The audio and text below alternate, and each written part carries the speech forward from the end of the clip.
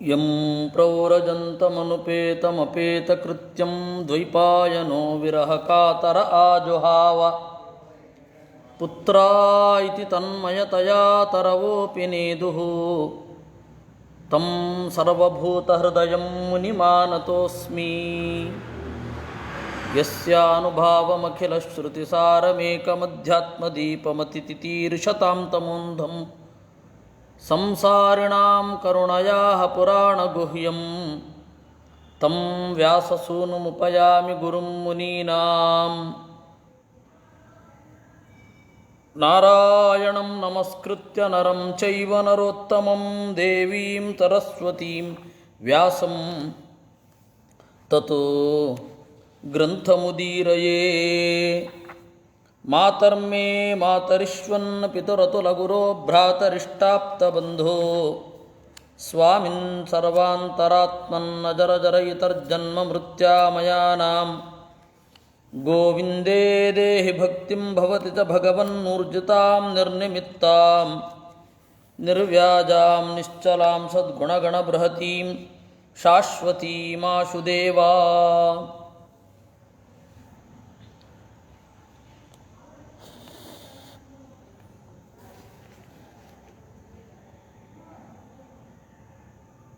ನಾವು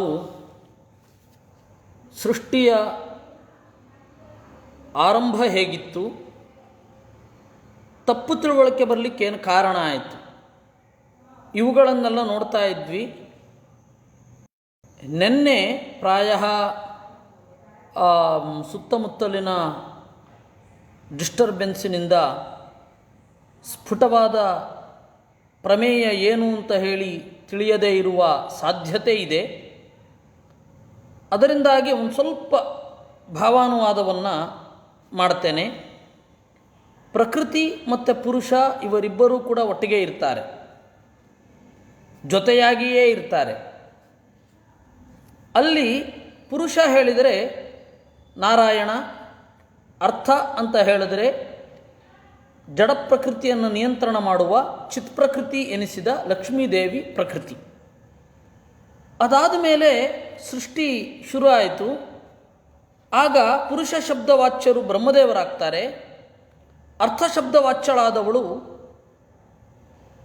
ಸರಸ್ವತಿ ಆಗ್ತಾಳೆ. ಅದಾದ ಮೇಲೆ ಬ್ರಹ್ಮದೇವರ ಮಗ ಮತ್ತು ಮುಖ್ಯಪ್ರಾಣ ಅವನು ಪುರುಷ, ಅವನ ಜೊತೆಗೆ ಭಾರತೀ ದೇವಿ ಇರ್ತಾಳೆ. ಈ ಬ್ರಹ್ಮಾಂಡದ ಒಳಗಡೆ ನಮಗೆ ಅರ್ಧನಾರೀಶ್ವರತ್ವದ ಅನುಭವ ಬರೋದು ಸದಾಶಿವ ಮತ್ತು ಪಾರ್ವತಿಯದ್ದು. ಆ ಬ್ರಹ್ಮದೇವರ ಮಗನಾಗಿ ಸದಾಶಿವ ಹುಟ್ಟುತ್ತಾನೆ.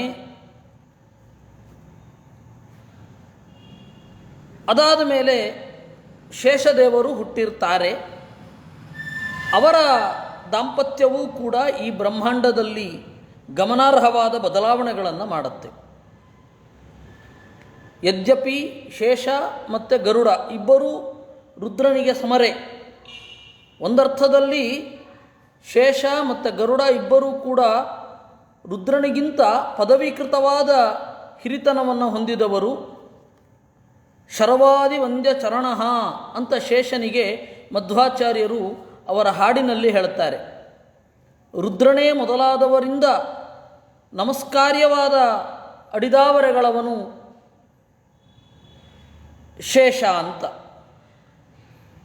ಈ ಹಿನ್ನೆಲೆಯಲ್ಲಿ ಶೇಷ ಬ್ರಹ್ಮಾಂಡದಲ್ಲಿ ಅವನ ಕೆಲಸ ಅತ್ಯಂತ ಮಿತ.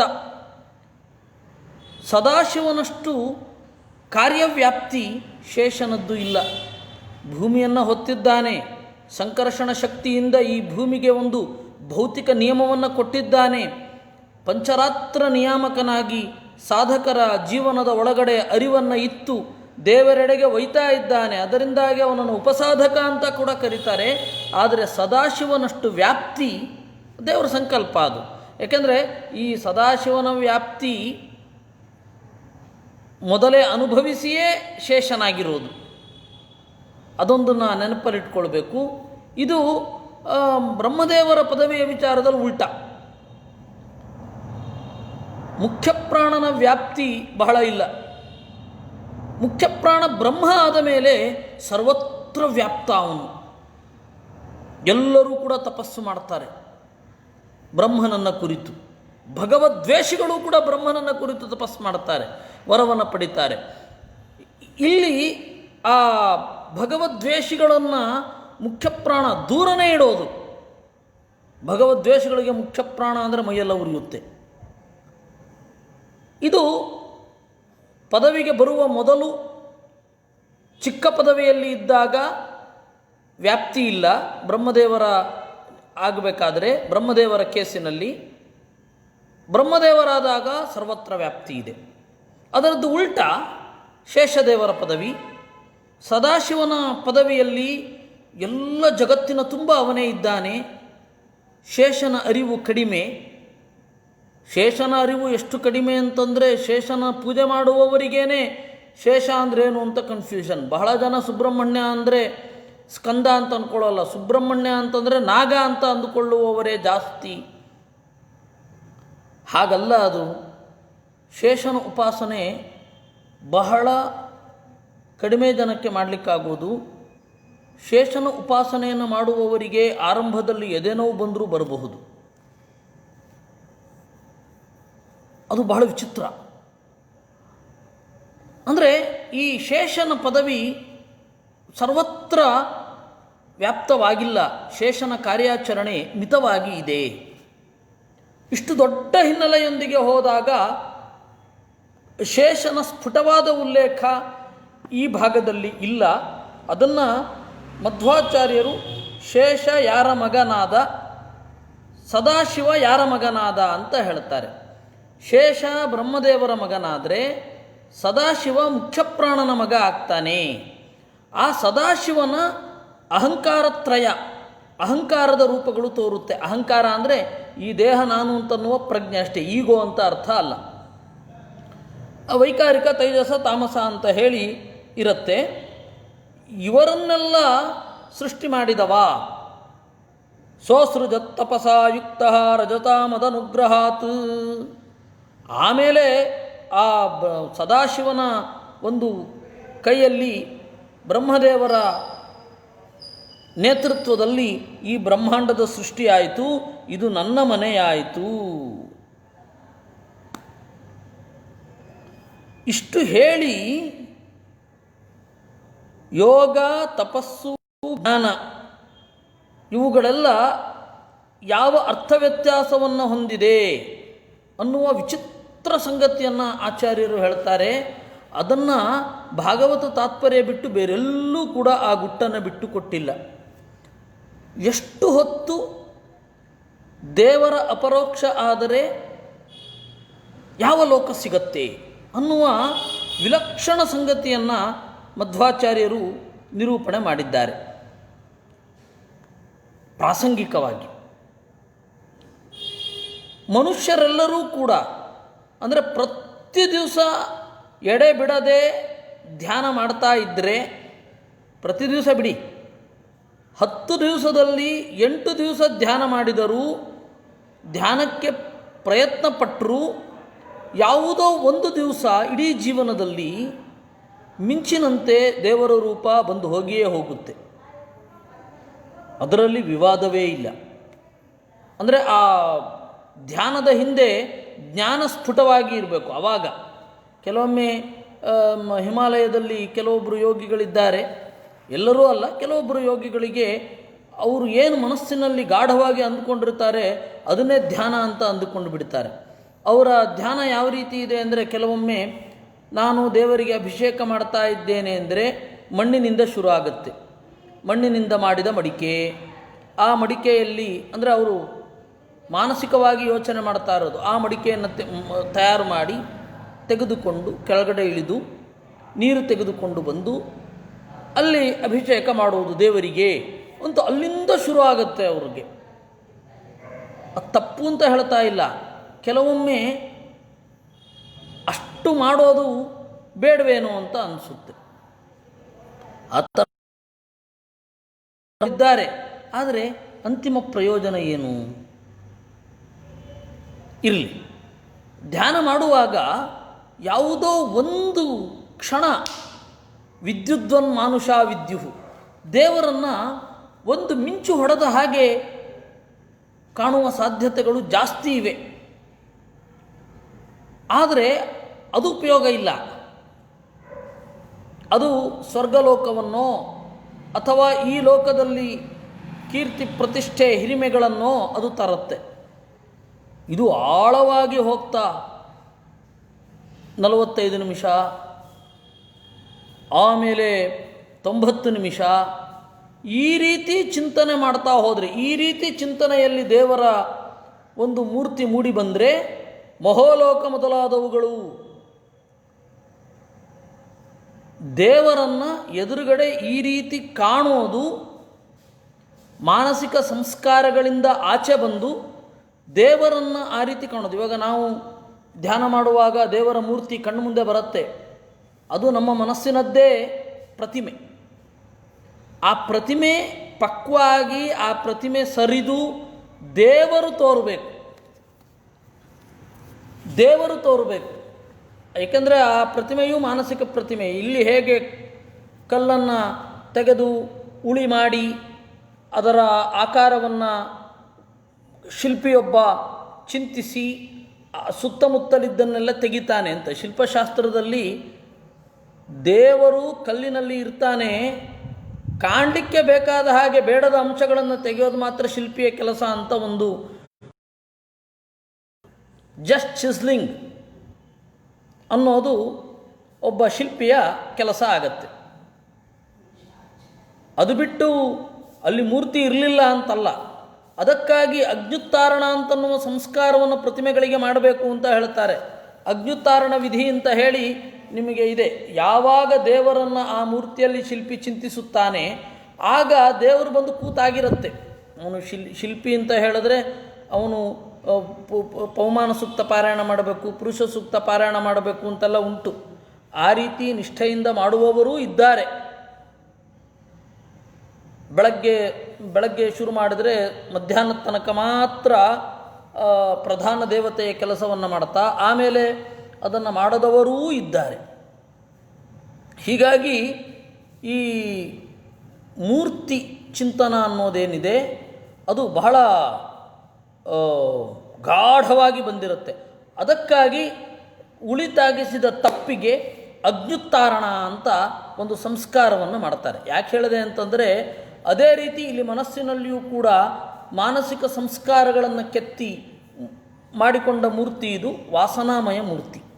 ಆ ವಾಸನಾಮಯ ಮೂರ್ತಿಯನ್ನು ತೆಗೆಯೋದು, ಆ ವಾಸನಾಮಯ ಮೂರ್ತಿ ಹಿಂದೆ ಸರಿದು ರೂಪ ಅನ್ನೋದು ಸ್ಫುಟವಾಗಿ ಗೋಚರ ಆಗಬೇಕು. ಆ ಎಷ್ಟು ನಿಮಿಷಗಳ ಅಪರೋಕ್ಷ ಯಾವ ಲೋಕವನ್ನು ಕೊಡುತ್ತೆ ಅಂತನ್ನುವ ಬೇರೆಲ್ಲೂ ಹೇಳದ ಅಂಶವನ್ನು ಮಧ್ವಾಚಾರ್ಯರು ಭಾಗವತ ತಾತ್ಪರ್ಯದಲ್ಲಿ ಹೇಳಿದ್ದಾರೆ. ನಿನ್ನೆ ಅದನ್ನು ನಾವು ನೋಡಿದ್ದೆವು. ಮಯಾ ಕಾಲಾತ್ ಇಲ್ಲಿ ತನಕ ನಾವು ನೋಡಿದ್ವಿ. ಇತಿ ಪೂರ್ವಕಥಾನುವಾದ, ಅಲ್ಲಿಂದ ಮುಂದೆ ನಾವು ಚಿಂತನೆ ಮಾಡಬೇಕಿದೆ. ಮಯಾ ಕಾಲಾತ್ಮನಾ ಧಾತ್ರ ಕರ್ಮಯುಕ್ತಮಿದಂ ಜಗತ್ ಗುಣಪ್ರವಾಹಯೇ ತಸ್ಮಿನ್ ಉನ್ಮಜ್ಜತಿ ನಿಮಜ್ಜತಿ. ಕಾಲಾತ್ಮನ ಎಲ್ಲ ಗುಣಗಳಿಂದ ತುಂಬಿರುವ ಧಾತ್ರ, ಈ ಜಗತ್ತನ್ನು ಹೊತ್ತ ನನ್ನಿಂದ ಈ ಪ್ರಪಂಚ ಅಂದರೆ ಇಡೀ ಜೀವರು ಮೊದಲಾದವರು ಜೀವರು ಏತಸ್ಮಿನ್ ಗುಣಪ್ರವಾಹೇ ಸತ್ವರಜಸ್ತಮೋ ಗುಣಗಳ ಪ್ರವಾಹದಲ್ಲಿ ಉನ್ಮಜ್ಜತಿ ತೇಲುತ್ತಾರೆ, ನಿಮಜ್ಜತಿ ಮುಳುಗುತ್ತಾರೆ. ಇದು ಈ ಉನ್ಮಜ್ಜನ ಮತ್ತು ನಿಮಜ್ಜನ ಅನ್ನೋದಿದೆಯಲ್ಲ, ದೊಡ್ಡ ಕಾಲಮಾನದ ದೃಷ್ಟಿಯಲ್ಲಿ ನೋಡಿದಾಗ ಇದು ಗೋಚರ ಆಗುತ್ತೆ. ಅದು ನಮ್ಮ ದೈನಂದಿನ ದಿನದ ಸತ್ವರಜಸ್ತಮೋ ಗುಣಗಳ ಭಾಗವನ್ನು ನೋಡಿಕೊಂಡು, ಆಮೇಲೆ ತಿಂಗಳದ್ದು, ಆಮೇಲೆ ವರ್ಷದ್ದು, ಆಮೇಲೆ ಇಡೀ ಜೀವಮಾನದ್ದು, ಬೇರೆಯವರ ಎಲ್ಲರನ್ನ ಒಳಗೊಂಡ ಜೀವಮಾನದ್ದು, ಆ ಸ್ಟೇಜ್ಗಳನ್ನು ನೋಡ್ತಾ ಇದ್ದರೆ ಆ ಉನ್ಮಜ್ಜನ ಮತ್ತು ನಿಮಜ್ಜನ ಅಂತನ್ನೋದು ಗೋಚರ ಆಗ್ತಾ ಹೋಗುತ್ತೆ. ಅಣುರ್ಬೃಹತ್ ಕೃಶಸ್ಥೂಲ ಯೋ ಯೋ ಭಾವ ಪ್ರಸಿದ್ಧತಿ ಸರ್ವಂ ಹಿ ಉಭಯ ಸಂಯುಕ್ತಂ ಪ್ರಕೃತ್ಯ ಪುರುಷೇಣ ಚ. ಅತ್ಯಂತ ಚಿಕ್ಕದಾಗಿರುವ, ಅತ್ಯಂತ ದೊಡ್ಡದಾಗಿರುವ, ಸಣ್ಣದಾಗಿರುವ, ಅತ್ಯಂತ ಸ್ಥೂಲವಾಗಿರುವ ಯಾವ ಯಾವ ವಸ್ತು ಇದೆ ಎಲ್ಲದರಲ್ಲಿ ಪ್ರಕೃತಿ ಮತ್ತು ಪುರುಷರ ಪಾಲ್ಗೊಳ್ಳುವಿಕೆ ಅಂತನ್ನೋದಿದೆ. ಯಸ್ತು ಯಸ್ಯಾದಿರಂತಶ್ಚ ಸ ವೈ ಮಧ್ಯೆ ಚ ತಸ್ಯ ತತ್ ವಿಕಾರೋ ವ್ಯವಹಾರಾರ್ಥೋ ಯಥಾ ತೈಜಸ ಪಾರ್ಥಿವಾ. ಯಸ್ತು ಯಾವ ವಸ್ತು, ಯಸ್ಯ ಆದಿಹಿ ಯಾವುದಕ್ಕೆ ಆದಿಯೋ, ಯಾವುದಕ್ಕೆ ಅಂತ್ಯವೋ, ಯಾವುದನ್ನು ನಡುವೆ ಒಳಗೊಂಡಿರುತ್ತೋ ಅದು ವಿಕಾರ. ವ್ಯವಹಾರಾರ್ಥ ನಮ್ಮ ಮಾತಿಗೆ ಅದು ವಿಲಕ್ಷಣವಾಗಿ ವಿಷಯ ಆಗಿರುತ್ತೆ. ಇವಾಗ ಅದು ಎರಡೂ ಕೂಡ ಒಳಗೊಂಡಿರುತ್ತೆ. ಪ್ರಕೃತಿ ಮತ್ತು ಪುರುಷರು ಎರಡೂ ಕೂಡ ಆ ವಸ್ತುವಿನ ಒಳಗಡೆ ಗುರುತಿಸಲಾಗದಂತೆ ಗೋಚರ ಆಗಿರ್ತಾರೆ. ಹೇಗೆ? ತೈಜಸ ಪಾರ್ಥಿವಾಹ, ಬೆಂಕಿ ಮತ್ತು ಮಣ್ಣಿನ ಹಾಗೆ. ಬೆಂಕಿ ಮಣ್ಣಲ್ವೋ? ಮಣ್ಣು. ಯಾಕೆ? ವಿಜ್ಞಾನಿಗಳು ಅದನ್ನು ಒಂದು ಸ್ವಲ್ಪ ನೋಡಿದ್ದಾರೆ. ಹೀಟ್ ಅಂದರೆ ಏನು? Density of molecules is heat. ಆ ಡೆನ್ಸಿಟಿ, ಪರಮಾಣುಗಳು ಒಂದಕ್ಕೊಂದು ತಿಕ್ಕಾಟ ಆಗುವಂತಹ ಪರಿಸ್ಥಿತಿ ಅಥವಾ ಗಟ್ಟಿಯಾಗಿ ಇದ್ದರೆ, ಸಮ್ಮರ್ದ ಇದ್ದರೆ ಅದನ್ನು ಬೆಂಕಿ ಅಂತ ಕರೀತಾರೆ. ಯಾಕೆ? ಅದು ಪಾರ್ಥಿವ ಅಲ್ವಾ? ಹೌದು, ಪಾರ್ಥಿವವೂ ಕೂಡ, ತೈಜಸವೂ ಕೂಡ. ತೈಜಸವೂ ಹೌದು, ಪಾರ್ಥಿವವೂ ಹೌದು. ಆ ಹಿನ್ನೆಲೆಯಲ್ಲಿ ಏನಂತ ಕರೀತಾರೆ? ವ್ಯವಹಾರಾರ್ಥ. ಎರಡೂ ತರಹದ ಮಾತಿಗೆ ವಿಷಯ. ಜಗತ್ತಿನ ಪ್ರತಿಯೊಂದು ಪದಾರ್ಥಗಳು ಕೂಡ ಹೇಗೆ ತೈಜಸ ಮತ್ತು ಪಾರ್ಥಿವ ಎರಡು ಒಟ್ಟಿಗೆ ಇರುತ್ತದೋ, ಆ ಕಟ್ಟಿಗೆಯನ್ನು ಮಣ್ಣು ಅಂತಲೂ ಹೇಳಬಹುದು, ಕಟ್ಟಿಗೆಯಲ್ಲಿ ಹಿಡಿದ ಬೆಂಕಿಯನ್ನು ಬೆಂಕಿ ಅಂತಲೂ ಹೇಳಬಹುದು. ಕಟ್ಟಿಗೆ ಹೊತ್ಕೊಂಡು ಉರಿತಾ ಇದ್ದಾಗ ಭೂಮಿ ಮತ್ತು ತೇಜಸ್ಸುಗಳ ಸಂಯೋಗ ಅಂತಲೂ ಹೇಳಬಹುದು. ಆ ರೀತಿ ಜಗತ್ತಿನಲ್ಲಿ ಪ್ರತಿಯೊಂದೂ ಕೂಡ ಪ್ರಕೃತಿಯೂ ಇದೆ, ಪುರುಷನೂ ಇದ್ದಾನೆ ಅಂತನ್ನೋದನ್ನು ನಾವು ಮನವರಿಕೆ ಮಾಡ್ಕೋಬೇಕು ಅಂತ ಹೇಳುತ್ತಾರೆ. ಪ್ರಕೃತಿಸ್ತು ವಿಕಾರಾಣಾಂ ಕೋಟ್ಯಂಶಾ ಭೇದಯಿಷ್ಯತೆ ತಥೈವೇಕಾಂಚತೋ ಭೇದ ಸೋಪಿ ನಾ ಭೇದವರ್ಜಿತಃ ಭೇದಾಭೇದಮತ ಪ್ರಾಹು ಅಭೇದಂ ವಾತಯೋರ್ಬುಧಾ. ಇದನ್ನು ನೀವು ಗುಣ ಹಾಗೂ ವಸ್ತುವಿನ ಲೆವೆಲ್ಲಿಗೆ ತೆಗೆದುಕೊಂಡು ಹೋದರೆ ವಸ್ತು ಉಂಟು, ಗುಣ ಉಂಟು. ವಸ್ತು ಏನಿದೆ, ವಸ್ತುವಿಗೂ ಗುಣಕ್ಕೂ ಏನು ಸಂಬಂಧ ಅಂತಂದರೆ ಭೇದಾಭೇದ ಅಂತ, non differential difference. There is a difference. ಅಲ್ಲೊಂದು ಡಿಫರೆನ್ಸ್ ಇದೆ, ಆದರೆ ನಾವು ಅದನ್ನು ಸ್ಫುಟವಾಗಿ ಗುರುತಿಸಲಾರೆವು. ಅದನ್ನು ಬೇಕಾದಷ್ಟು ಕಡೆ ನೀವು ಕೇಳಿದ್ದೀರಾ, ಅದನ್ನೇನು ಹೇಳುವ ಅವಶ್ಯಕತೆ ಇಲ್ಲ ಅಂತ ಅಂದುಕೊಳ್ತೇನೆ. ಬಿಳಿಯ ಬಟ್ಟೆ, ಬಟ್ಟೆಯ ಬಿಳಿ ಬಟ್ಟೆಯೇ ಆಗಿದೆ, ಆದರೆ ಆ ಬಟ್ಟೆಯ ಮೇಲೆ ಬಣ್ಣ ಹಾಕಿದರೆ ಕೆಂಪಾಗತ್ತೆ. ಅಂದರೆ ಆ ವಸ್ತುವಿಗೂ ಗುಣಕ್ಕೂ ಇರತಕ್ಕಂಥ ಸಂಬಂಧ ಭೇದಾಭೇದ. ಜಡಕ್ಕೂ ಚೇತನಕ್ಕೂ ಅದೇ ರೀತಿಯಾದ ಸಂಬಂಧ ಕೆಲವೊಮ್ಮೆ ಇರುತ್ತೆ. ಆಮೇಲೆ ನಾವು ಮುಕ್ತರಾದಾಗ ಸ್ವರೂಪ ಮಾತ್ರ ಇರುತ್ತೆ. ಆವಾಗ ಆ ಗುಣಗಳಿಗೂ ಸ್ವರೂಪಕ್ಕೂ ಅಭೇದ ಸಂಬಂಧ ಮಾತ್ರ ಇರುವುದು.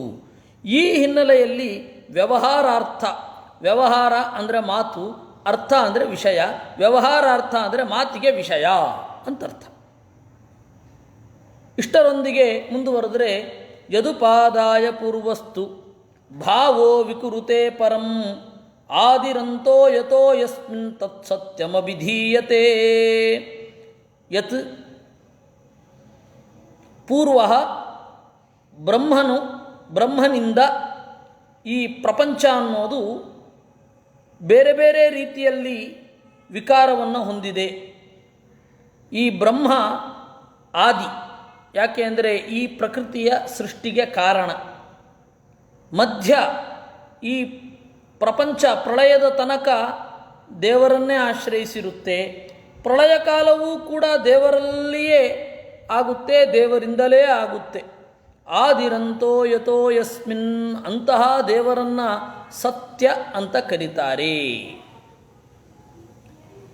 ಇಲ್ಲಿ ನಮಗೆ ಯಾವುದೋ ಒಂದು ಶಬ್ದ ಎರಡು ಕೇಳದ ಹಾಗಾಯಿತು. ಹಿಂದಿನ ಶ್ಲೋಕದಲ್ಲಿ ವ್ಯವಹಾರಾರ್ಥ ಅಂತನ್ನುವ ಒಂದು ಶಬ್ದ, ಇನ್ನು ಬ್ರಹ್ಮ ಮಾತ್ರ ಸತ್ಯ ಅಂತನ್ನುವ ಒಂದು ಧ್ವನಿ ಎರಡು ಕೇಳಿತು.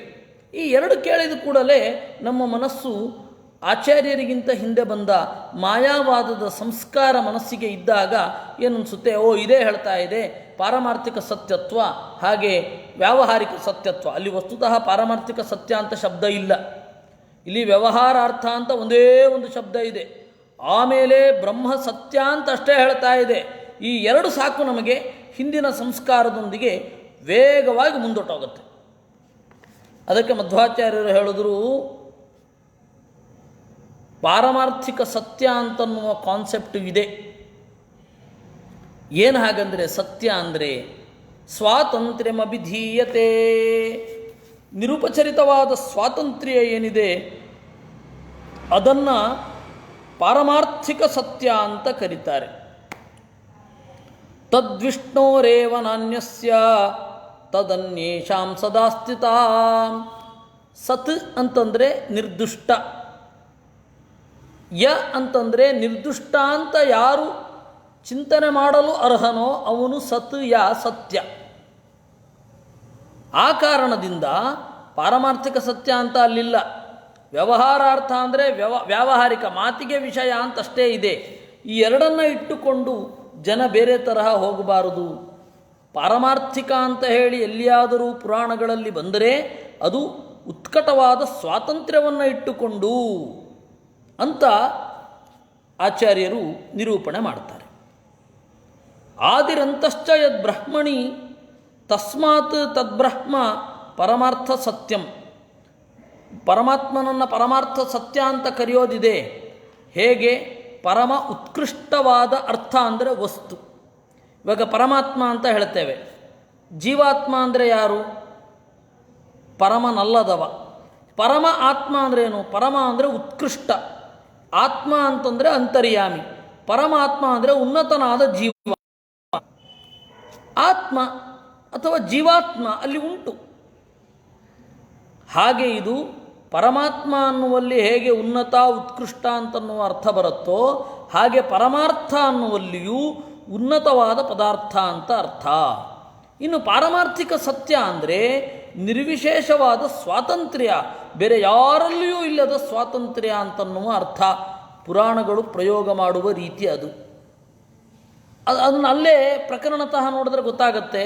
ಆದರೆ ನಾವು ದಾರಿ ತಪ್ಪುವ ಸಾಧ್ಯತೆಗಳು ಬಹಳ ಇರ್ತವೆ ಅಂತಂದು. ಇಷ್ಟರೊಂದಿಗೆ ನಾವು ಮುಂದೆವರಿಯೋಣ.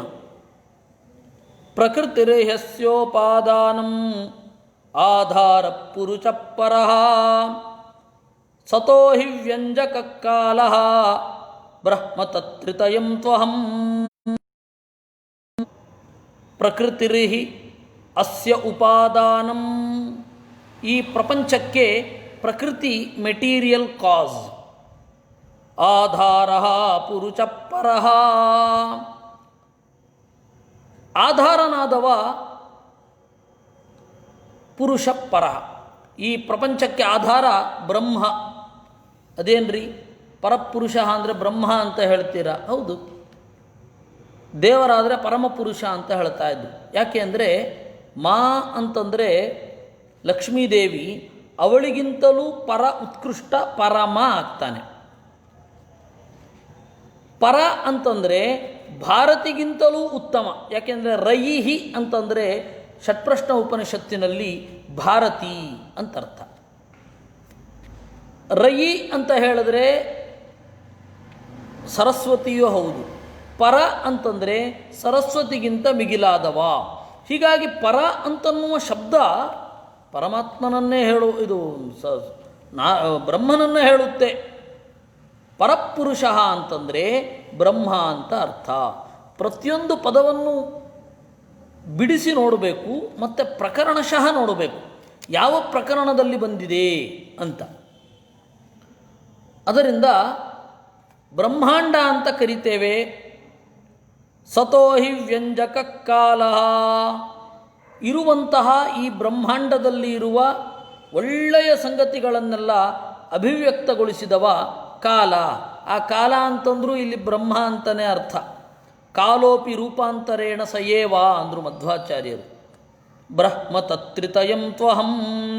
ಈ ಮೂರು ಏನಿದೆ, ಈ ಮೂರಕ್ಕೆ ಪ್ರಕೃತಿ, ಪುರುಷ, ಕಾಲ, ಈ ಮೂರಕ್ಕೂ ಕೂಡ ಆಶ್ರಯನಾದವ ನಾನು.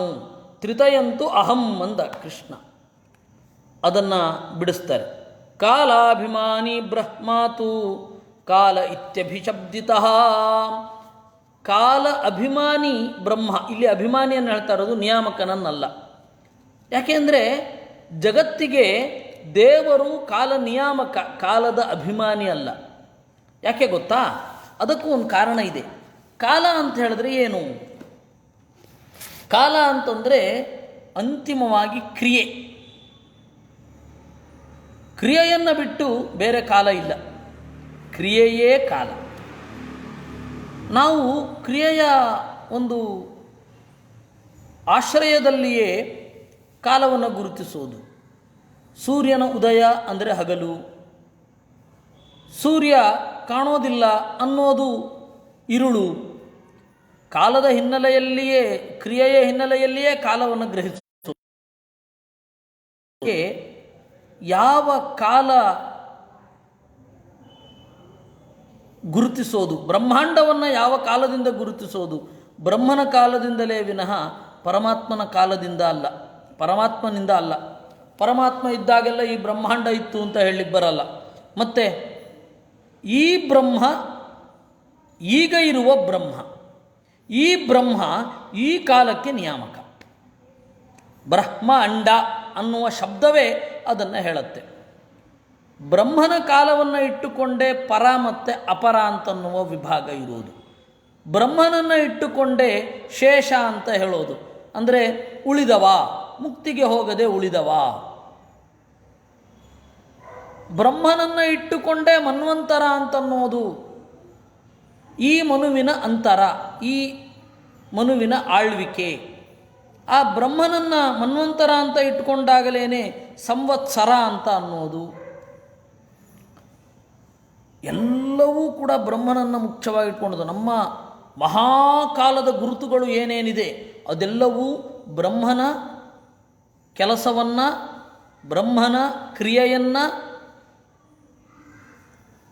ಪ್ಯಾರಾಮೀಟರ್ ಆಗಿ ಬಳಸ್ತಾ ಇರೋದು. ಬಹಳ ಅಚ್ಚರಿ, ಆದರೂ ಸತ್ಯ. ಮಹಾಕಾಲವನ್ನು ಅಳಿಯಲಿಕ್ಕೆ ಯಾರ ಹತ್ರ ಇರೋದು ಟೂಲ್ಸು?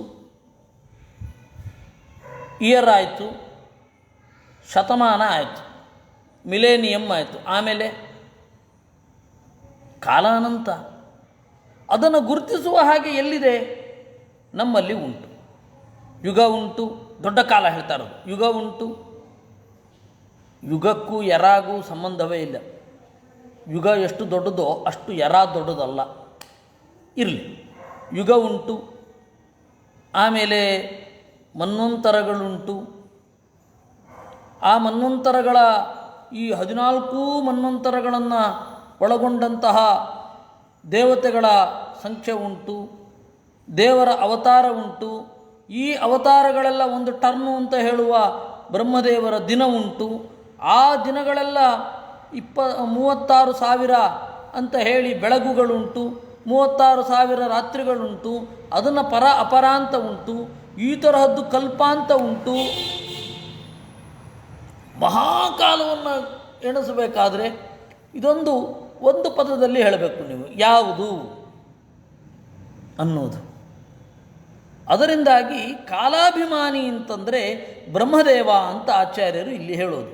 ಏಕೆಂದರೆ ಯಾರು ಪುರುಷ ಆಧಾರನೋ ಅದೇ ಪುರುಷ ಕಾಲಾಭಿಮಾನಿ ಕೂಡ. ಅಂದರೆ ಬ್ರಹ್ಮದೇವ ಕಾಲಾಭಿಮಾನಿ ಕೂಡ ಅಂತ. ಆ ಕಾಲಾಭಿಮಾನಿಯಾದ ಪುರುಷ ಏನಿದ್ದಾನೆ ಅವನು ಪ್ರಕೃತಿರ್ನಾಮ ತತ್ಪತ್ನಿ. ಪ್ರಕೃತಿ ಅಂತಂದರೆ ಸರಸ್ವತಿ.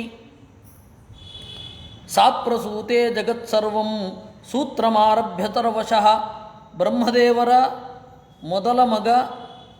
ಒಂದರ್ಥದಲ್ಲಿ ಬ್ರಹ್ಮಾಂಡದ ಒಳಗಡೆ ಬಂದ ಮೇಲೆ ಮುಖ್ಯ ಪ್ರಾಣನೇ ಬ್ರಹ್ಮನ ಮಗ ಮತ್ತು ಜ್ಯೇಷ್ಠ ಭ್ರಾತ ಪಿತೃತಮಃ ಅಂತ ಒಂದು ಉಂಟು. ಅದನ್ನು ಇಟ್ಟುಕೊಂಡು ಬ್ರಹ್ಮಾಂಡದ ಒಳಗಡೆ ಬಂದಾಗ ಬ್ರಹ್ಮದೇವರ ಮೊದಲ ಮಗ, ಮೊದಲು ಅಭಿವ್ಯಕ್ತ ಸ್ಥಾನ ಬ್ರಹ್ಮದೇವರನ್ನು ಸ್ವೀಕರಿಸಿ ಮುಂದೆ ಬಂದದ್ದು ಮುಖ್ಯ ಪ್ರಾಣ. ಸೂತ್ರಮಾರಭ್ಯ ಅಂದರು. ಆಧಾರೋ ವ್ಯಂಜಕಶ್ಚೈವ ಪ್ರಸವೀತಾ ಚ ಕೇತವಃ ಕಾಲ ಪ್ರಕೃತಿ ಪುಂಸಾಂಚ ತನ್ಮೂಲ ಪ್ರಕೃತೇರಪಿ. ಈ ಹಿನ್ನೆಲೆಯಲ್ಲಿ ಈ ಮೂರು ತ್ರಿಪುಟಿ, ಪ್ರಕೃತಿ, ಪುರುಷ, ಕಾಲ. ಇಲ್ಲಿ ಬ್ರಹ್ಮದೇವರ ಎರಡು ರೂಪ ಉಂಟು, ಪುರುಷ ಮತ್ತು ಕಾಲ. ಈ ಮೂರರ ತ್ರಿಪುಟಿ ಪ್ರಕೃತಿ, ಪುರುಷ, ಕಾಲ. ಈ ಮೂರರ ತ್ರಿಪುಟಿಯನ್ನು ಒಳಗೊಂಡ ಮಹಾಪ್ರಕೃತಿ, ಅದಕ್ಕೂ ಕೂಡ ಕಾರಣನಾದವ ಒಬ್ಬ ಇದ್ದಾನೆ, ಅವನು ಪರಮಾತ್ಮ. ಅದನ್ನು ಅವನು ಹೇಳಿದ್ದು ಬ್ರಹ್ಮತತ್ ತ್ರಿತಯಂತು ಅಹಂ ಅಂತ. ಅವನನ್ನು ಆಧಾರ ಅಂತ ಕರೀತಾರೆ, ವ್ಯಂಜಕ ಅಂತ ಕರೀತಾರೆ, ಇದ್ದದ್ದನ್ನು ತೋರಿಸುವವ ವ್ಯಂಜಕ. ಪ್ರಸವೀತ, ಒಳಗಡೆ ಇದ್ದದ್ದನ್ನು ಹೆತ್ತವ, ಅದಕ್ಕೆ ಅವನು ಸವಿತುಹು ಅಂತ ಅವನನ್ನು ಕರೆಯೋದು.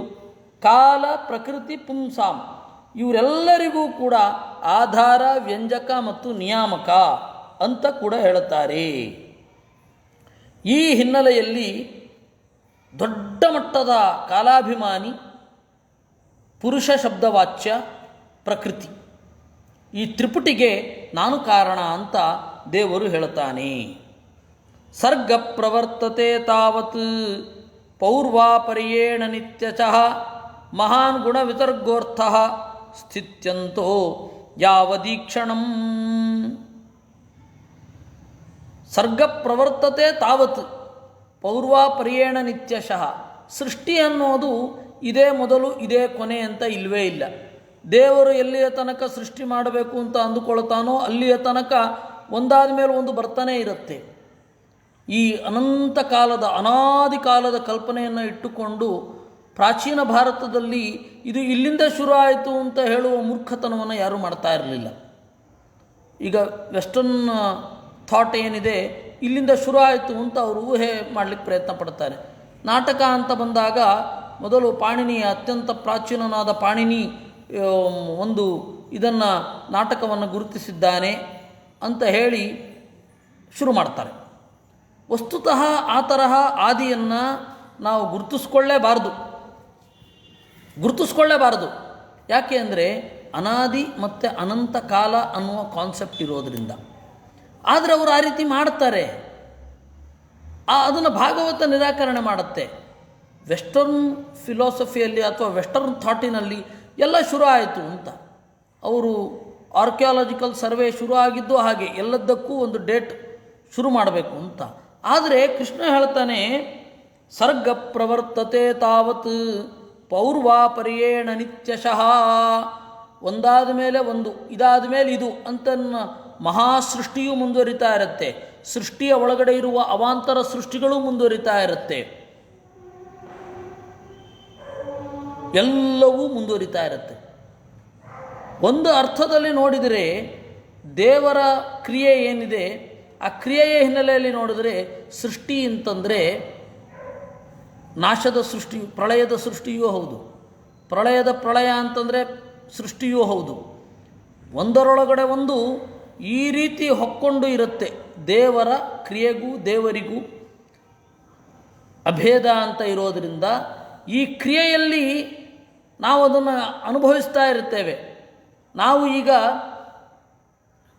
ಸೃಷ್ಟಿ ಅಂತ ನಾವು ನಮ್ಮ ಲೆವೆಲ್ಲಿನ ಸೃಷ್ಟಿಯಲ್ಲಿಯೂ ಕೂಡ ಸೃಷ್ಟಿ ಅಂತಂದರೆ ಹಿಂದಿನ ಅವಸ್ಥೆಯ ಪ್ರಳಯ, ಮುಂದಿನ ಅವಸ್ಥೆಯ ಸೃಷ್ಟಿ.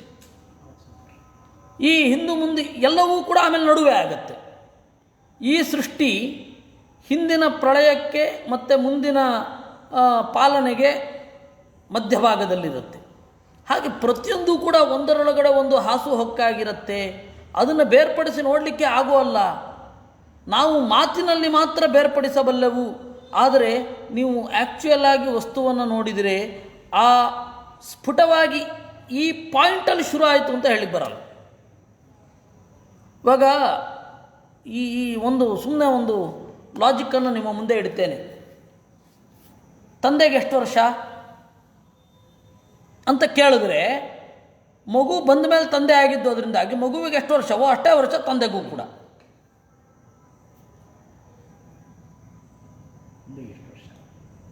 ಆದ್ದರಿಂದಾಗಿ ತಂದೆಗೆ ಮಗುವಿಗೆ ಎಷ್ಟು ವರ್ಷ ಅಂತ ಕೇಳಿದ್ರೆ ಮಗುವಿಗೆ ಎಷ್ಟು ವರ್ಷವೋ ಅಷ್ಟೇ ವರ್ಷ ತಂದೆಗೆ.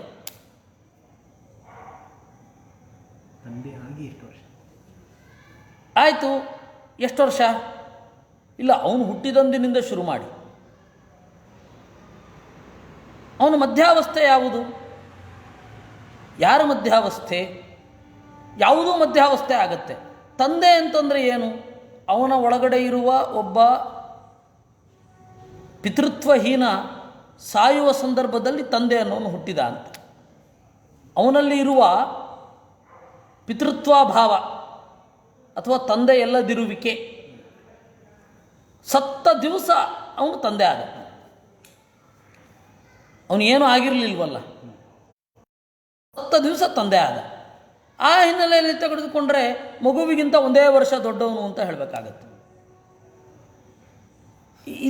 ಈ ತರಹ ಕ್ರಿಯೆಗಳಲ್ಲಿ ಅಷ್ಟೊಂದು ಕಾಂಪ್ಲೆಕ್ಸ್ ಇದೆ. ಯಾಕೆಂದರೆ ದೇವರ ಕ್ರಿಯೆಗೂ ದೇವರಿಗೂ ಆ ತರಹದ ಅಭೇದ ಇರೋದರಿಂದಾಗಿ ಅದು ಜಗತ್ತಿನ ಮೇಲೆ ಬಿದ್ದ ಪರಿಣಾಮ ಅದು. ಆ ಹಿನ್ನೆಲೆಯಲ್ಲಿ ಕೃಷ್ಣ ಹೇಳ್ತಾನೆ, ಸರ್ಗ ಪ್ರವರ್ತತೆ ಯಾವತ್ ತಾವತ್ ಪೌರ್ವಾಪರ್ಯೇಣ ನಿತ್ಯ ಚಹ. ಒಂದಾದ ಮೇಲೆ ಒಂದು ನಿರಂತರವಾಗಿ ಸೃಷ್ಟಿ ಅನ್ನೋದು ಮುಂದುವರಿತಾ ಇರುತ್ತೆ. ಮಹಾನ್ ಗುಣ ವಿಸರ್ಗೋರ್ಥ ಸ್ಥಿತ್ಯಂತೋ ಯಾವದೀಕ್ಷಣಂ. ಈ ಗುಣದ ವಿಸರ್ಗ, ಸತ್ವಗುಣ ರಜೋಗುಣ ತಮೋಗುಣಗಳ ವಿಸರ್ಗ, ವಿಶಿಷ್ಟವಾದ ಅಭಿವ್ಯಕ್ತಿ ಏನಿದೆ ಅದು ಎಲ್ಲಿಯ ತನಕ? ಯಾವದೀಕ್ಷಣಂ, ದೇವರ ಸಂಕಲ್ಪದ ತನಕ ಆ ವಿಸರ್ಗ ಇರುತ್ತೆ. ಅಂದರೆ ಏನರ್ಥ? ಅದಕ್ಕೆ ಆಚಾರ್ಯರು ಹೇಳಿದ್ರು, ಯಾವತ್ ಸ್ಥಿತಿರಸ್ತಿ ತಾವದುತ್ಪತ್ತಿರಪ್ಯಸ್ತ್ಯೇವ. ಎಲ್ಲಿಯ ತನಕ ಸ್ಥಿತಿ ಇರುತ್ತೋ ಅಲ್ಲಿಯ ತನಕ ಉತ್ಪತ್ತಿ ಇರುತ್ತೆ. ಯಾವದೀಕ್ಷಣಂ ತಾವತ್ ಪ್ರಳಯ. ಯಾವಾಗ ಎಲ್ಲವೂ ಮುಗಿಬೇಕು ಅಂತ ಅಂದುಕೊಳ್ತಾನೋ ಅದು ಪ್ರಳಯ. ಆ ಪ್ರಳಯದ ಒಳಗಡೆ ಸೃಷ್ಟಿ ಇದೆ, ಸೃಷ್ಟಿಯಲ್ಲಿ ಸೃಷ್ಟಿ ಇದೆ, ಸೃಷ್ಟಿಯ ನಡುವಣ ಭಾಗ ಇದೆ, ಸೃಷ್ಟಿಯ ಅಂತ್ಯ ಭಾಗ ಇದೆ, ಪಾಲನೆಯ ಶುರು ಇದೆ, ಪಾಲನೆಯ ನಡುವಣ ಪಾಲನೆ ಇದೆ, ಪಾಲನೆಯ ಪ್ರಳಯ ಇದೆ, ಪ್ರಳಯದ ಸೃಷ್ಟಿ ಇದೆ, ಪ್ರಳಯದ ಪಾಲನೆ ಇದೆ, ಪ್ರಳಯದ ಪ್ರಳಯ ಇದೆ. ಇದು ದೇವರ ವಿಚಿತ್ರವಾದ ಶಕ್ತಿಯ ಅನಾವರಣ. ಇದು ಯಾಕೆ ಇಷ್ಟೊಂದು ಕಾಂಪ್ಲೆಕ್ಸ್ ಆಗಿ ಮಾಡಿದ್ದು? ದೇವರು ಒಂದು ಕ್ರಿಯೆಯನ್ನು ಇಷ್ಟು ಕಾಂಪ್ಲೆಕ್ಸ್ ಆಗಿ ಮಾಡದೇ ಇರಲಿಕ್ಕೆ ಸಾಧ್ಯ ಇತ್ತು. ಆದರೆ ವಿವೇಕಿಗಳಿಗೆ ದೇವರಿಗೂ ದೇವರ ಕ್ರಿಯೆಯಲ್ಲಿಯೂ ಅಭೇದ ಅಂತನ್ನೋದು ಹೇಗೆ ಅರ್ಥ ಮಾಡಿಕೊಳ್ಳೋದು ಅನ್ನುವ ಪ್ರಶ್ನೆ ಬಂದಾಗ ಇದನ್ನು ಮುಂದೆ ಇಟ್ಟರು. ಬಹಳ ರೋಚಕ. ಇದನ್ನು ಮನನ ಮಾಡಬೇಕಿನ್ನು. ನೋಡೋಣ. ದೇವರ ಒಂದು ಕ್ರಿಯೆ ಬಹಳ ರೋಚಕ ಮತ್ತು ಅದ್ಭುತ. ನಮಗೆ ಏಕಾದಶ ಸ್ಕಂಧದಲ್ಲಿ ಅಲ್ಲದೆ ಇದು ಭಗವದ್ಗೀತೆಯಲ್ಲಿಯೂ ಸಿಗಲ್ಲ ಈ ತರಹದ ಟರ್ಮ್. ಭಗವದ್ಗೀತೆಯ ಒಳಗಡೆ ಇರಬಹುದೇನೋ, ನಮಗೆ ಅರ್ಥ ಆಗದೇನೂ ಇರುತ್ತೆ. ಆದರೆ ಉದ್ಧವ ಗೀತೆಯಲ್ಲಿ ಸ್ಫುಟವಾಗಿ ಹೇಳಿದ ಕೃಷ್ಣ. ಗೀತೆಯಲ್ಲಿ ಇಲ್ಲದೇ ಇರೋದನ್ನು ಏನು ಹೇಳಲಿಲ್ಲ, ಆದರೆ ಸ್ಫುಟವಾಗಿ ಹೇಳಿದ್ದು. ಅದಕ್ಕೂ ಕಾರಣ ಇದೆ. ಅದು ಯುದ್ಧದ ನಡುವೆ ಒಂದು ಸುಮಾರು ಅಬ್ಬಬ್ಬ ಅಂತಂದರೆ ಒಂದು 10ರಿಂದ 15 ನಿಮಿಷದಲ್ಲಿ ನಡೆದ ಘಟನೆ ಅದು. ಅದರಿಂದಾಗಿ ಅಲ್ಲಿ ಬೇರೆ, ಇಲ್ಲಿ ಆರಾಮವಾಗಿ ಕುಳಿತುಕೊಂಡು ಕೃಷ್ಣ ಇನ್ನೇನು ಹತ್ತಿರ ಬಂತು ಅಂತ ಹೇಳಿದಾಗ ನೆಮ್ಮದಿಯಿಂದ ಹೇಳಿದ್ದು. ಯಾರು ಡಿಸ್ಟರ್ಬ್ ಮಾಡೋರು ಇರಲಿಲ್ಲ, ಯಾರೂ ಇರಲಿಲ್ಲ. ಹೀಗಾಗಿ ಈ ವಿಚಾರಗಳೆಲ್ಲ ಜನರಿಗೆ ಮುಟ್ಲಿಕ್ಕೆ ಸಾಧ್ಯ ಆಯಿತು ಅಂತ ಅನಿಸುತ್ತೆ. ವಿರಾಣ್ಮಯ ಸಾಧ್ಯಮಾನಃ ಲೋಕಕಲ್ಪ ವಿಕಲ್ಪಕಃ ಪಂಚತ್ವಾಯ ವಿಶೇಷಾಯ ಕಲ್ಪ್ಯತೆ ಭುವನೈಃ ಸಹ. ಮಯ ನನ್ನಿಂದ ಆಸಾಧ್ಯಮಾನಃ ಹೊಂದಲ್ಪಡುವ ವಿರಾಟ್ ಬ್ರಹ್ಮಾಂಡ ವಿಶೇಷೇಣ ರಾಜತೆ. ಅದಕ್ಕೆ ಎರಡರ್ಥವನ್ನು ಆಚಾರ್ಯರು ಬರೀತಾರೆ. ವಿರಾಟ್ ಅಂತಂದರೆ ವಿಶೇಷವಾಗಿ ಹೊಳೆಯೋದು, ಅಂದರೆ ವಿಶೇಷ ಮೊದಲು ತೋರೋದು ನೀರು, ಬೆಂಕಿ, ಆಮೇಲೆ ಮಕ್ಕಳಿಗೆ ಗೊತ್ತಾಗೋದು. ಆರಂಭದಿಂದ ಮೊದಲು ತೋರೋದು ಭೂಮಿ ಮಾತ್ರ.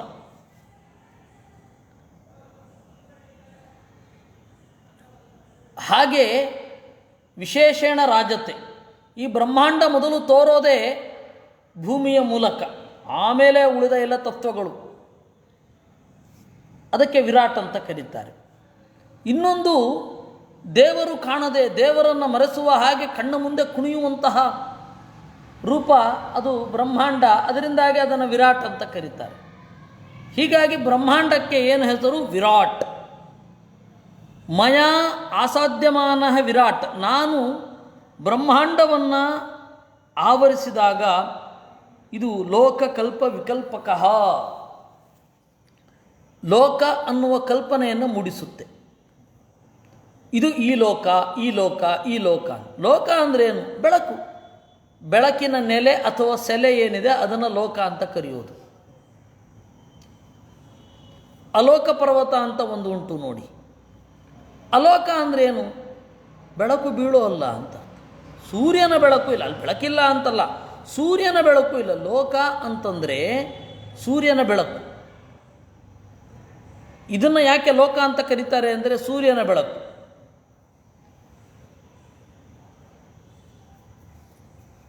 ಲೌಕಿಕ ವೈದಿಕ ಅನ್ನುವ ವ್ಯವಹಾರ ಇದು ಲೌಕಿಕವಾದ ಮಾತು ಅಂತಂದಾಗ ಸೂರ್ಯನ ಬೆಳಕಿನ ಅಡಿಯಲ್ಲೇ ಅನುಭವಕ್ಕೆ ಬರೋದು ಅಂತ.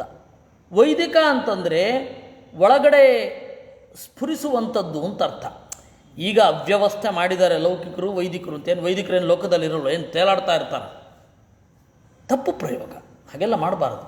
ಬೇಕಾದ್ರೆ ವಿದ್ವಾಂಸರಲ್ಲ ಅಂತ ಬೇಕಾದರೆ ಹೇಳಿ. ಕೇವಲ ಒಂದು ಶಾಸ್ತ್ರವನ್ನು ಓದಿದವರನ್ನು ಲೌಕಿಕರು ವೈದಿಕರು ಅಂತನ್ನೋದು, ವೈದಿಕ ಅನ್ನೋದು ವೇದವನ್ನು ಅರ್ಥ ಮಾಡಿಕೊಂಡವರು ಅನ್ನೋ ಅರ್ಥದಲ್ಲಿ ಇರಲಿ. ಲೌಕಿಕರು, ಲೋಕ ಅಂದರೆ ಇದರಲ್ಲಿ ಎಲ್ಲರೂ ಕೂಡ, ಜಯತೀರ್ಥರು ಕೂಡ ಅಥೋಸ್ಮಿ ಲೋಕೆ ವೇದೇ ಚ ಪ್ರಥಿತ ಪುರುಷೋತ್ತಮ, ಲೋಕೆ ಅಂದರೆ ಲೌಕಿಕ ಗ್ರಂಥೆ ಮಹಾಭಾರತೆ ಅಂತ ಅರ್ಥ ಬರೀತಾರೆ. ಲೋಕ ಅಂದರೆ ಮಹಾಭಾರತ ಅಂತ ಅರ್ಥ.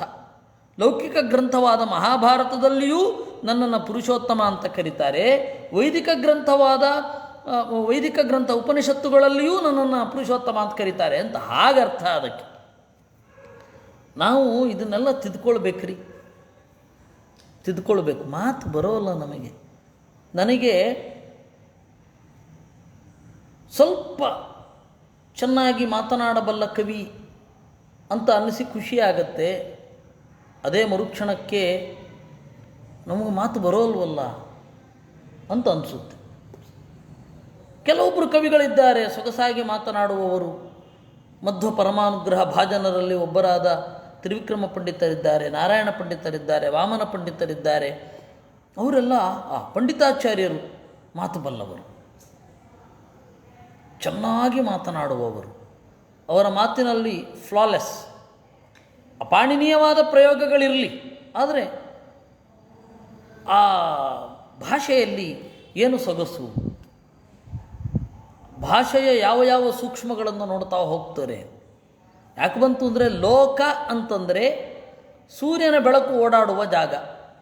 ಲೋಕ ಕಲ್ಪ ವಿಕಲ್ಪಕ, ಲೋಕದಂತೆ ಇರುವವುಗಳು.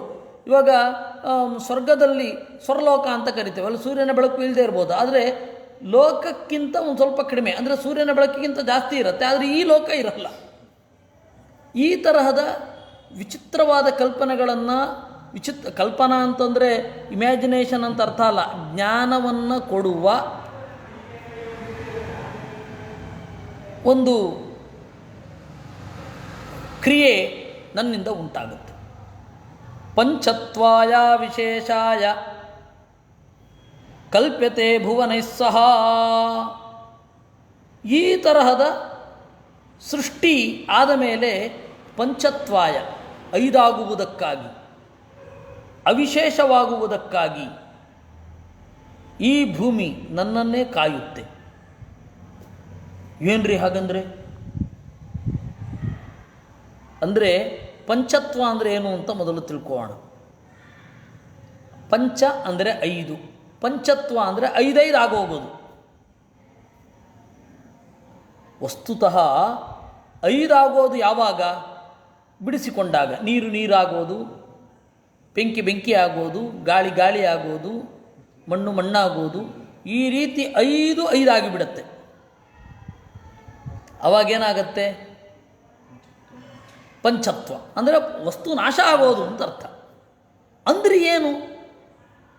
ಅವಿಶೇಷಾಯ, ಪ್ರಧಾನವಾಗಿ ವಿಶೇಷ ಇಲ್ಲದೆ ಇರೋದೇ. ಅಲ್ಲಪ್ಪ, ಪಂಚತ್ವಾಯ ಅಂತ ಹೇಳಿದ್ಮೇಲೆ ವಿಶೇಷಾಯ ಅವಿಶೇಷಾಯ ಅಂತ ಹೇಳಬೇಕಾ? ಯಾಕೆಂದರೆ ಐದರೊಳಗಡೆ ಭೂಮಿ ಬರುತ್ತೆ. ಭೂಮಿ ಇಲ್ಲದೆ ಇರುವಂತೆ ಆಗುವುದು ಅಂದರೆ ಏನರ್ಥ? ಅಂದರೆ ವಿಶೇಷ ಅಂದರೆ ಐದನ್ನೂ ಒಳಗೊಂಡ ಈ ಭೂಮಿ ಕಣ್ಮರೆಯಾಗುವುದು ಅಂತ ಅರ್ಥ. ಅಂದರೆ ನಾಶ ಅಂದರೆ ಕೇವಲ ಸೃಷ್ಟಿ ಮಾತ್ರ ನನ್ನಿಂದಲ್ಲ, ಪ್ರಳಯವೂ ಕೂಡ ನನ್ನಿಂದ ಅನ್ನೋದನ್ನು ಹೇಳಬೇಕಿದೆ. ಅಲ್ಲ, ಅದನ್ನು ಗೀತೆಯಲ್ಲಿ ಹೇಳಿದ್ದಾನೆ, ಹೌದು. ಆದರೆ ಆ ಪ್ರಕ್ರಿಯೆಗಳನ್ನು ಹೇಳುವಂತೆ ಇಲ್ಲ. ಪ್ರಕ್ರಿಯೆ ಇಲ್ಲಿ ಸ್ಪಷ್ಟ ಆಗತ್ತೆ. ಆ ಮಾತುಗಳಿಂದ ನಮಗೆ ಪ್ರಕ್ರಿಯೆ ಸ್ಫುಟ ಆಗತ್ತೆ. ಅಂದರೆ ನಮಗೆ ಗೀತೆಯಲ್ಲಿಯೂ ಕೂಡ ಮತ್ತ ಸ್ಮೃತಿರ್ಜ್ಞಾನಮಪೋಹನಂಚ ಅಂತ ಉಂಟು, ಹೌದು. ಉದ್ಧವ ಗೀತೆಯಲ್ಲಿಯೂ ಅದೇ ಉಂಟು, ಹೌದು. ಆದರೆ ನಮಗೆ ಉದ್ಧವ ಗೀತೆಯಿಂದ ಅದೇ ಪ್ರಮೇಯ ತಿಳಿದು ಬಂದರೂ ಕೂಡ ಆಯಾಮ ಬೇರೆ ಅಂತ ಗೊತ್ತಾಗುತ್ತೆ. ಈ ಗೀತೆಯಲ್ಲಿಯೂ ಅಷ್ಟೇ. ಗೀತೆಯಲ್ಲಿಯೂ ಮಧ್ವಾಚಾರ್ಯರು ಒಂದೊಂದು ಅಧ್ಯಾಯಕ್ಕೂ ಪೀಠಿಕೆ ಕೊಡಬೇಕಾದ್ರೆ ಸಪ್ತಮ ಅಧ್ಯಾಯೋಕ್ತಂ ವಿವೃಣೋತಿ ಅಂತಾನೆ. 7ನೇ ಅಧ್ಯಾಯದಲ್ಲಿ ಹೇಳಿದ್ದನ್ನೇ 9ನೇ ಅಧ್ಯಾಯದಲ್ಲಿ ಹೇಳ್ತಾ ಇರೋದು. ಅದನ್ನೇ 13ನೇ ಅಧ್ಯಾಯದಲ್ಲಿ ಹೇಳ್ತಾ ಇರೋದು ಅಂತ ಎಲ್ಲ ಆ ರೀತಿ ಹೇಳ್ತಾರೆ. ಹಾಗಾದರೆ ಯಾಕಪ್ಪ ಹೇಳಬೇಕು ಅಂದರೆ ಬೇರೆ ಬೇರೆ ಆಯಾಮಗಳು ಗೋಚರ ಆಗಲಿ ಅಂತ.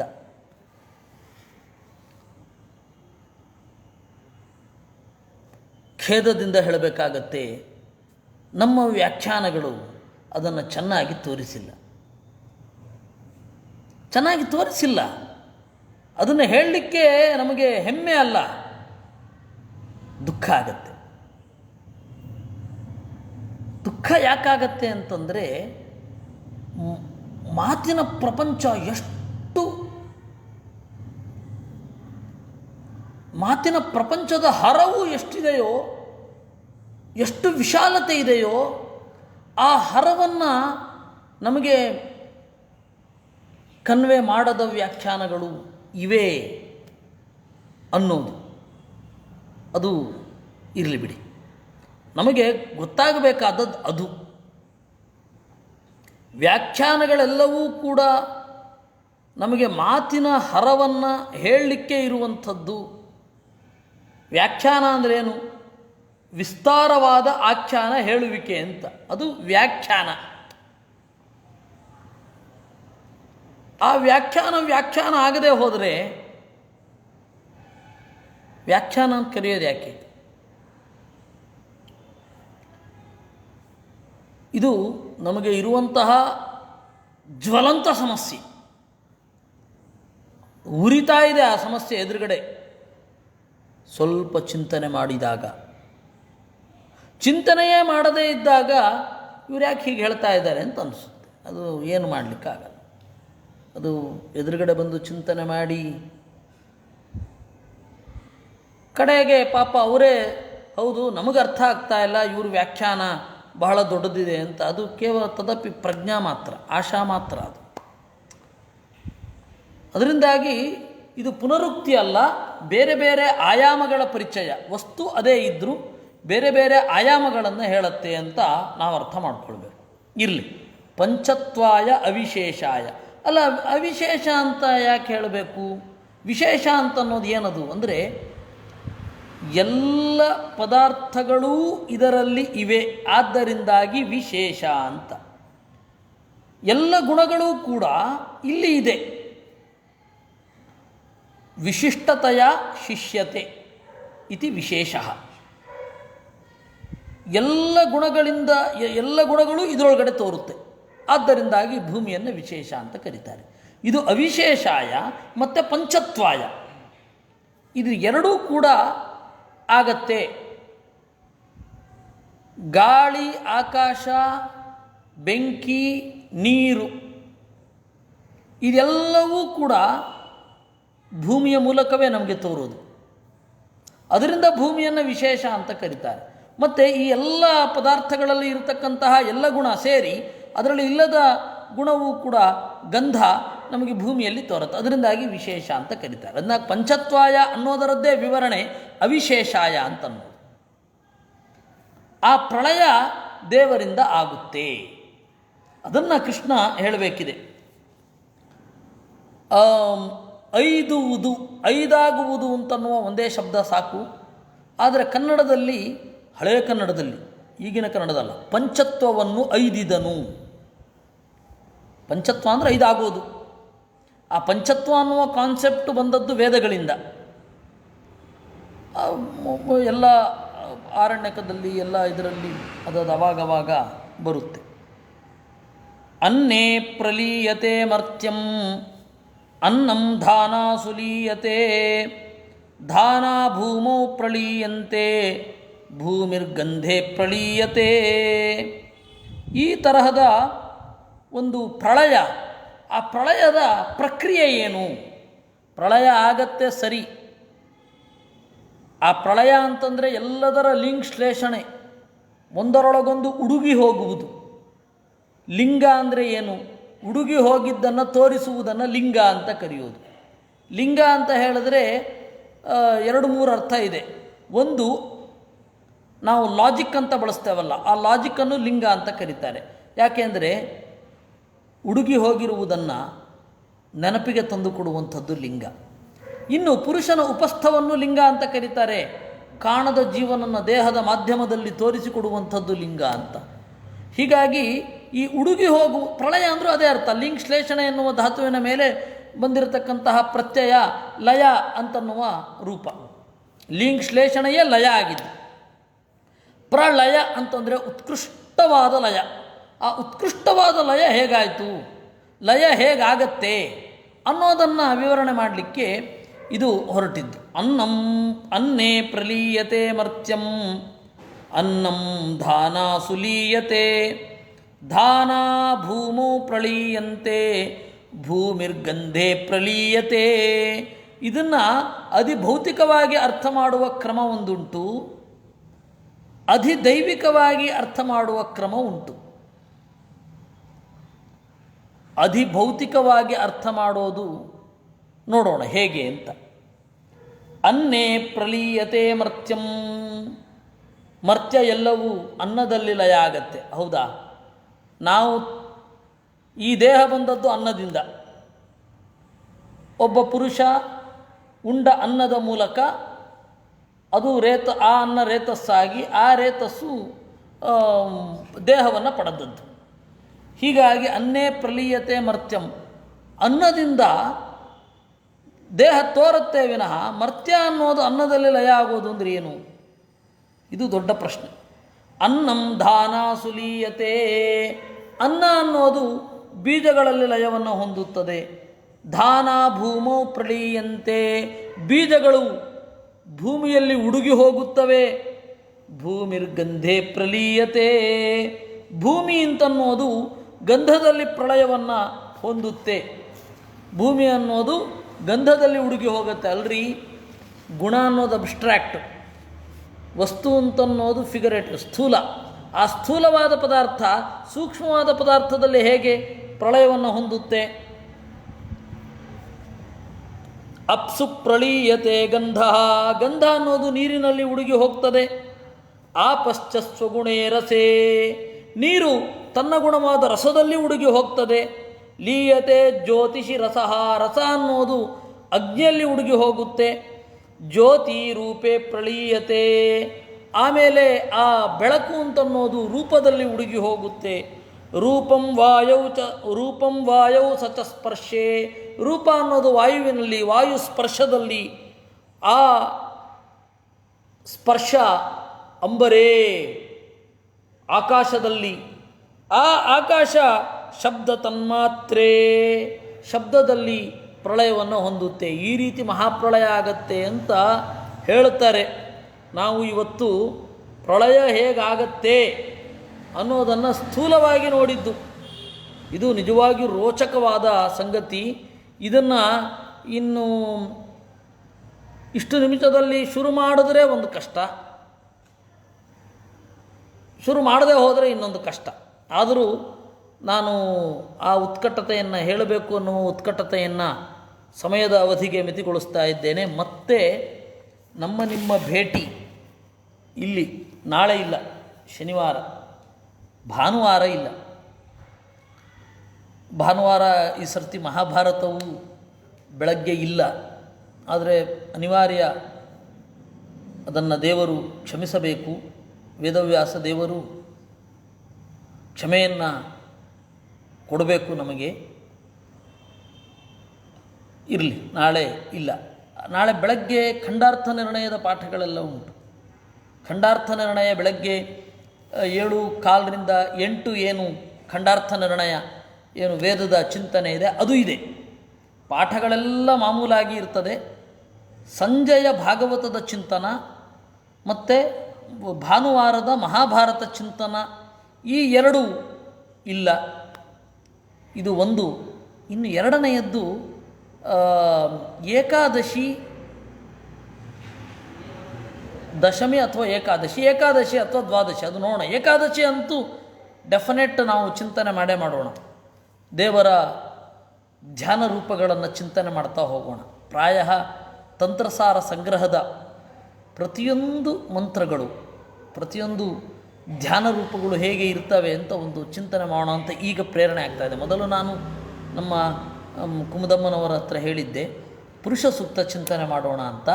ಆದರೆ ಈಗ ಅನ್ನಿಸ್ತಾ ಇದೆ 4ನೆಯ ಅಧ್ಯಾಯದ ಧ್ಯೇಯ ಮೂರ್ತಿಗಳು, ವರಾಹನಿಂದ ಶುರು ಮಾಡಿ ಧನ್ವಂತರಿಯ ತನಕದ ಮೂರ್ತಿಯ ಒಂದು ವಿನ್ಯಾಸವನ್ನು ಚಿಂತನೆ ಮಾಡೋಣ ಅಂತ ಅನ್ನಿಸ್ತಾ ಇದೆ. ನೋಡೋಣ. ಏಕಾದಶಿ ಅಂತೂ ಭೇಟಿಯಾಗೋಣ. ದ್ವಾದಶಿಗೆ ಮುಂದುವರೆದು ತ್ರಯೋದಶಿ ನಾನು ಇಲ್ಲಿಗೆ ಬರ್ತೇನೋ ಅಥವಾ ನೋಡೋಣ. ಏಕಾದಶಿ ದ್ವಾದಶಿ ಭೇಟಿಯಾಗೋಣ. ಆಮೇಲೆ ಮತ್ತೆ ದೀಪಾವಳಿಯ ತನಕ ವಿರಾಮ. ದೀಪಾವಳಿ ಆದ ಮೇಲೆ ಮಾರನೇ ದಿವಸ ಏನು ಬಿದಿಗೆ ಬರುತ್ತೆ, ಮತ್ತೆ ದೇವರ ಚಿಂತನೆಯನ್ನು ಶುರು ಮಾಡೋಣ. ಅದೇ ಈಗ ಅಂದರೆ ನಾಳೆ ನಾಡಿದ್ದೆಲ್ಲ ಈ ಭಾಗವತದ ಚಿಂತನ 7ರಿಂದ 8 ಇರಲ್ಲ. ಯಾವುದು ಏಕಾದಶಿ 7ರಿಂದ 8, ಏಕಾದಶಿ ದ್ವಾದಶಿ 7ರಿಂದ 8 ಚಿಂತನೆ ಮಾಡೋಣ. ಆದರೆ ದಶಮಿ ಕೂಡ ನಾನು ಮೊದಲೇ ಹೇಳ್ತೇನೆ ನಿಮಗೆ, ನಾನು ದಶಮಿ ಬೆಂಗಳೂರಿಗೆ ಬಂದೆ ಅಂತಾದರೆ ಖಂಡಿತ ಬೆಳಗ್ಗೆ ಇನ್ಫಾರ್ಮ್ ಮಾಡ್ತೇನೆ ಎಲ್ಲರಿಗೂ. ದಶಮಿ, ಏಕಾದಶಿ, ದ್ವಾದಶಿ 3 ದಿವಸ ನೋಡಿ. ಆಗಲಿಲ್ಲ ಅಂತ ಇಟ್ಕೊಳ್ಳಿ, ಏಕಾದಶಿ ದ್ವಾದಶಿ ಅಂತೂ ಖಂಡಿತ ಮಾಡ್ತೇನೆ. ಏಕಾದಶಿ ಧ್ಯೇಯ ಮೂರ್ತಿಯ ಚಿಂತನ ತಂತ್ರಸಾರ ಸಂಗ್ರಹದಲ್ಲಿ ಬಂದದ್ದು. ಇನ್ನು ದ್ವಾದಶಿ ಇನ್ಯಾವುದಾದ್ರೂ ಆಚಾರ್ಯರ ಹಾಡುಗಳನ್ನು ಚಿಂತನೆ ಮಾಡೋದು, ಏನೋ ನೋಡೋಣ. ಅದು ಆವಾಗ ಏನು ಹೊಳೆಯುತ್ತೆ ಆವಾಗ ಅದನ್ನು ಚಿಂತನೆ ಮಾಡೋಣ. ಈಗ ಈ ವಿರಾಮ 3 ದಿವಸದ ದುಃಖ ಆಗತ್ತೆ. ಯಾಕೆಂದರೆ ಎಲ್ಲ ಭಗವದ್ಭಕ್ತರ ಜೊತೆಗೆ ಏನು ಚಿಂತನೆ ಮಾಡ್ತಾ ಇದ್ದೆ, ಅಧ್ಯಾತ್ಮ ಬಂಧುಗಳ ಜೊತೆಗೆ, ಅದು 3 ದಿವಸ ಇಲ್ಲ, ಕಷ್ಟ ಆಗತ್ತೆ. ಆದರೆ ಏನೋ ಒಂದು ಅನಿವಾರ್ಯ ದೈವ ಸಂಕಲ್ಪ. ಈಗ ನಾನು ಚನ್ನಪಟ್ಟಣದಲ್ಲಿದ್ದೇನೆ, ನಾಳೆ ಬಾದಾಮಿಗೆ ಹೊರಡ್ತೇನೆ. ನಾಳೆ ನಾಡಿದ್ದು ಆಚೆ ನಾಡಿದ್ದು ಪ್ರಾಯ ಅಲ್ಲಿರ್ತೇನೆ, ಬಾದಾಮಿಯಲ್ಲಿದ್ದು ದಶಮಿ ಬರ್ತೇನೆ. ದಶಮಿ ಅಥವಾ ಏಕಾದಶಿ ದ್ವಾದಶಿ ಅಂತೂ ಇದ್ದೇ ಇರುತ್ತೆ. ದಶಮಿ ನೋಡಿ. ಆಮೇಲೆ ದೀಪಾವಳಿಯ ರಜೆ. ದೀಪಾವಳಿ ಆದ ಮತ್ತೆ ಯಥಾ ಪ್ರಕಾರ ಅದು ಶುರು ಆಗುತ್ತೆ. ಕೃಷ್ಣಾರ್ಪಣಮಸ್ತು. ಅನೇನ ಭಾವಿ ಯತ್ ಪುಣ್ಯಂ ತದಾಪ್ನೋತು ಪಿತಾಮಹಂ.